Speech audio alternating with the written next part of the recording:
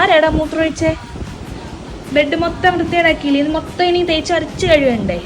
ചമ്പുവിനെ പോലെ കുഞ്ഞുങ്ങളോ പെറ്റ്സോ ഒക്കെ ഇനി മുതൽ ബെഡിലും സോഫയിലും യൂറിൻ പാസ് ചെയ്ത് കഴിഞ്ഞാൽ ക്ലീൻ ആക്കി കഴിഞ്ഞിട്ട് നിൽക്കുന്ന സ്മെല്ല് മാറാനായിട്ട് നിങ്ങൾ ഈ ട്രിക്ക് ഒന്ന് പരീക്ഷിച്ചു നോക്കൂ.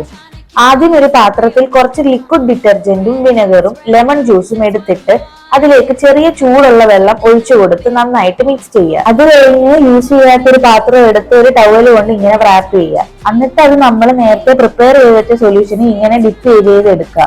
അത് കഴിഞ്ഞ് ക്ലീൻ ചെയ്യേണ്ട സ്ഥലത്ത് കുറച്ച് ബേക്കിംഗ് സോഡ വിതറിയിട്ട് നമ്മൾ നേരത്തെ റാപ്പ് ചെയ്ത ടവൽ കൊണ്ട് ഇങ്ങനെ റബ്ബ് ചെയ്തുകൊണ്ട് ഫുൾ ക്ലീൻ ചെയ്യുക. ആദ്യം ഇതിന് വലിയ സ്മെല്ലൊന്നും ഉണ്ടാവില്ല, പക്ഷെ കുറച്ച് കഴിഞ്ഞ് ഇത് ഡ്രൈ ആയിട്ട് ഉണങ്ങുന്ന റൂം ഫുള്ള് നല്ലൊരു മണമായിരിക്കും. യൂറിന്റെ ബാഡ് സ്മെല്ല് ഫുള്ള് പോയിട്ട് ബെഡ് ക്ലീൻ ആയിട്ടുണ്ടാവും. ഇതിൽ നോക്കിയാൽ ബെഡിൽ ഉണ്ടായിരുന്ന അഴുക്കും നമുക്ക് കാണാം. മാസത്തിൽ 2 തവണയൊക്കെ ഇങ്ങനെ ചെയ്ത് കൊടുത്താൽ ബെഡും സോഫയൊക്കെ ക്ലീൻ ആയിട്ട് ഇരുന്നോളും. പിന്നെ ബാഡ് സ്മെല്ലും ഉണ്ടാവില്ല. നിങ്ങൾ